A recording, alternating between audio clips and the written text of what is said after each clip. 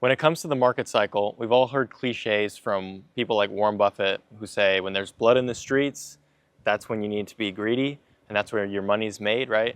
Another thing that Warren Buffett has said is when people are more fearful, it's time for you to be greedy, and when people are greedy, it's time for you to be fearful. So these are all cliches, these are all really important things to fully understand, but it's very difficult to understand until you've actually lived through a cycle, which is why people talk about the value of having cycle experience as an investor or as a sponsor leading investments.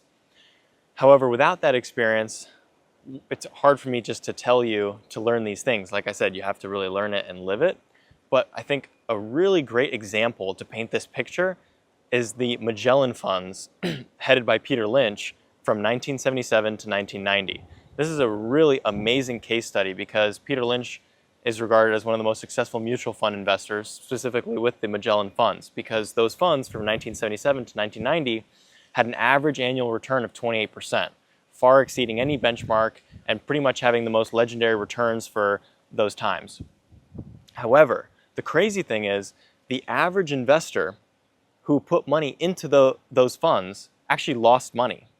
So how does a fund that produces 28% average annual returns actually result in, most of the time, a loss for investors? Well, the reason for that is just due to faulty investor psychology. And we all have it, we're all human. And so investors were lured into investing in the Magellan funds when they were performing at their best. So after they had a year where they were up 50%, investors said, wow, I need to really take a close look at this Magellan fund thing. And they invested right at the top when that fund then underperformed and actually had a negative year the following year. And then, of course, investor psychology calls those investors to look at their recent past performance, say, wow, the Magellan funds, I just lost 10% on my money. I better sell out now before things get worse. So then they sell, and then the Magellan funds, of course, perform again, because if you look out over time, over that long period of time, they had a 28% average return. So if you'd have just stuck with it, you'd have seen the great results of the fund. But if you led with your psychology, you would have bought in high when interest was at its highest, and then you'd have likely sold out at its low when things were depressed. And so this is the challenge with not just the Magellan funds, not just with mutual funds, but with all investments, whether it's crypto, real estate, public equities, etc. We have to battle our psychology and not get caught up in the trap of investing at the peaks and then not investing at the lows. There's nothing wrong with investing at the peaks so long as you're not being greedy and chasing excess returns when they're really not available in the market. We have to be constantly investing in down markets, in the middle, and at the top, right? Because number one, we don't know where we are in the cycle exactly, and number two, we need to be dollar cost averaging and constantly investing. So this is a really interesting case study where it's just proof, it's point blank proof that you can't beat your investor psychology. You have to remove yourself out of that and just stay steadfast and invest, whether the market is down, whether the market is up, whether people, the news, the media is optimistic or pessimistic. And frankly, it's actually the reverse. The more pessimistic the media is, the people that you're talking to are, the more you should strongly consider making an investment at that time, because likely the depression that you're seeing around you is being reflected in pricing today, which makes those deals actually better than when everyone's optimistic about them, because that's going to also be reflected in higher pricing, making it harder to find good deals.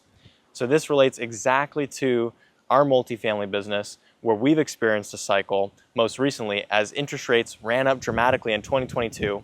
Real estate being a very interest rate sensitive business, real estate values went down by anywhere from 20 to 40% since 2022. So for the last 3 years, people who have been in the multifamily industry have pretty much seen prices only go down for the last 3 years to a substantial degree, to the point where if you were a new investor in the industry, and there was a lot of new investors in the industry, because why? Because of the recent performance, because people were selling deals in 2021 and 2022 and achieving record high returns. They were getting 30, 40, 50, 60% IRRs, and this was contributing to this euphoria in 2022 of people thinking, wow, I can't believe my friend just got a 40% IRR on this deal they sold. I need to get in now so I can get some of that for myself. And so a lot of new investors were attracted to the space in 2022, And it was the perfectly wrong time to jump in for the first time, because over the last 3 years, things have only been going down. And so a new investor who doesn't know much about the business, they might have gotten in with their first couple deals at that time because they saw all the great success.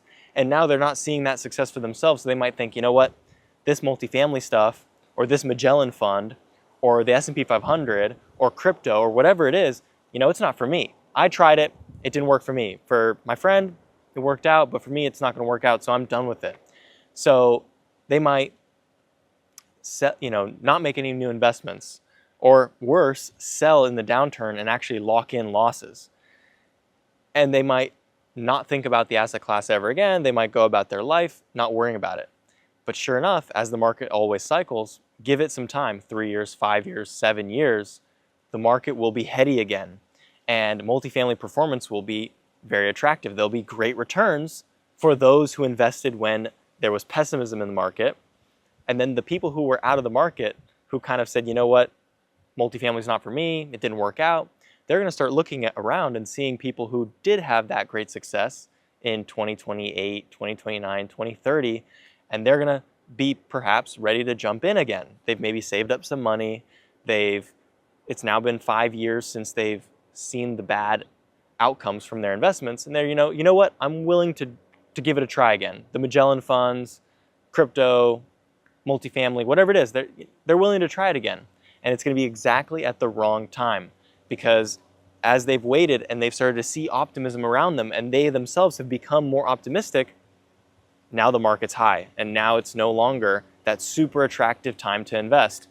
And so again, the cycle, they're condemned to repeat the cycle over and over again, because they'll invest at the high, unfortunately ride it down, see the bad results, swear it off, say it's not for them, and then not invest at the exact time.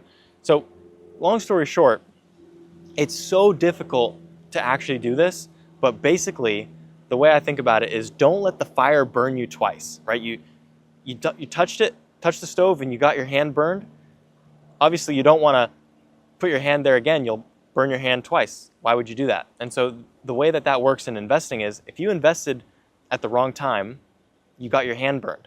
Well, the way that you actually get your hand burned again is not by investing in, it's actually by not investing again, right? You're harming yourself by not dollar cost averaging in, right? You invested at the high and you now just experienced the down. Now you need to invest in at the low so you can hopefully at least average out the returns, and hopefully actually outperform that and really get the benefits of investing in a more depressed market. So hopefully the Magellan funds and these other examples and the current lived experience can provide you not just the rational understanding, because that's the easy part. It's actually the emotional strength to invest when it's hard to do so.